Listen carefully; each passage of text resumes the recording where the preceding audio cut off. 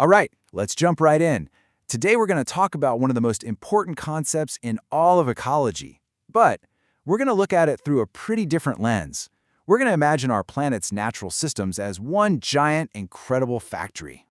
Yeah, just think about that for a second. A factory that literally runs on pure sunlight. A factory that recycles everything, with zero waste, and it produces everything we could possibly need to survive, for free. It sounds like something out of a sci-fi movie, right? Well, it's not. And that's exactly what this explainer is all about. We are going to unlock the secrets of this biological factory, the one that keeps our whole planet humming. Scientists, of course, have a name for it, the ecosystem. We're going to look at its parts, see how it works, and find out what it actually makes. Okay, so first things first. Before we go any further on our little tour, we need to ask, what is this factory exactly? So at its core, an ecosystem is basically a community where all the living stuff, the plants and animals, what scientists call the biotic parts, are in this constant dance with all the non-living stuff. And that's the abiotic stuff, like sunlight, water, and soil. They're all interconnected, constantly swapping energy and materials. This isn't some brand new idea. It was actually given its name way back in 1935 by a botanist named A.G. Tansley. He's the one who gave us the word ecosystem. And today, it's absolutely fundamental. It is the lens we use to understand how nature really works. All right, so every factory needs two basic things to run, right? You need the physical building and the machinery, the infrastructure, and you need the workers doing their jobs. Well, our ecosystem factory is no different. Let's take a look at its infrastructure and its workforce. And here they are, the two halves of the whole operation.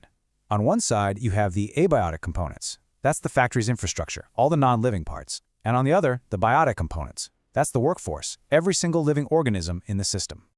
So the infrastructure is really everything that sets the stage. It's the power source, sunlight. It's the climate control, temperature and rain. It's the warehouse of raw materials, carbon, nitrogen, water, soil. It's even the basic organic compounds that kind of act as the glue between the living and the non-living worlds.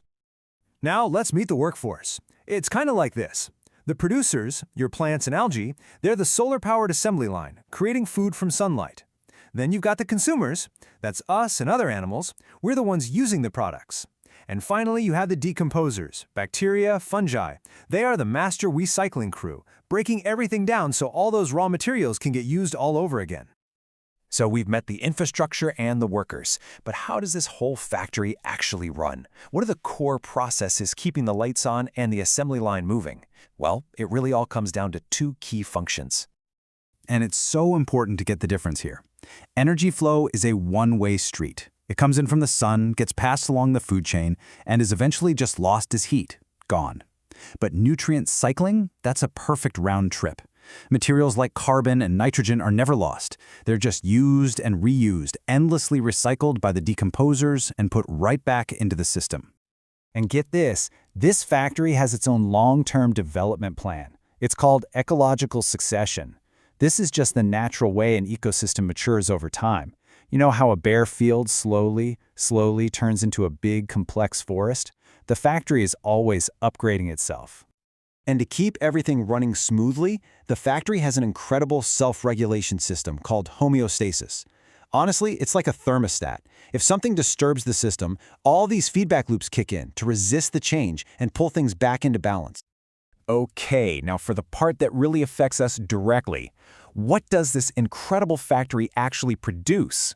Well, the output is what scientists call ecosystem services.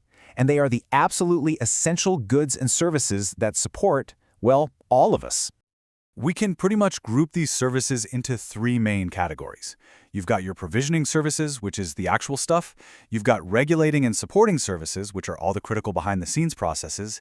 And then there are cultural services, the non-material benefits. The provisioning services are the most obvious products on the shelf. This is the food we eat, the wood we use for shelter, the fuel we burn. It's even the incredible genetic resources that give us our crops and medicines. This is the factory's physical inventory. Then you have the regulating and supporting services. This is like the factory's quality control and maintenance crew. It's the invisible work. Ecosystems are constantly purifying our air and water, stabilizing the climate, pollinating our crops, controlling pests, and renewing the soil. We don't see it happening, but we absolutely cannot live without it. And finally, the cultural services.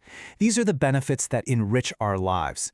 the breathtaking beauty of a landscape that inspires art, the parks we escape to for recreation, and the natural wonders that fuel things like ecotourism.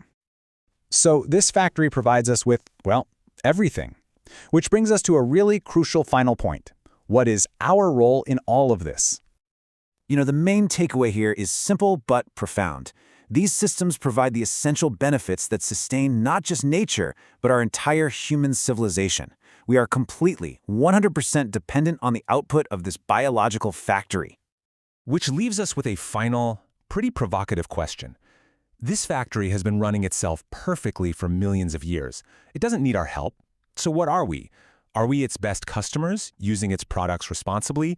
Or are we becoming a wrench in the works, disrupting the very machinery we depend on for our own survival? Something to think about.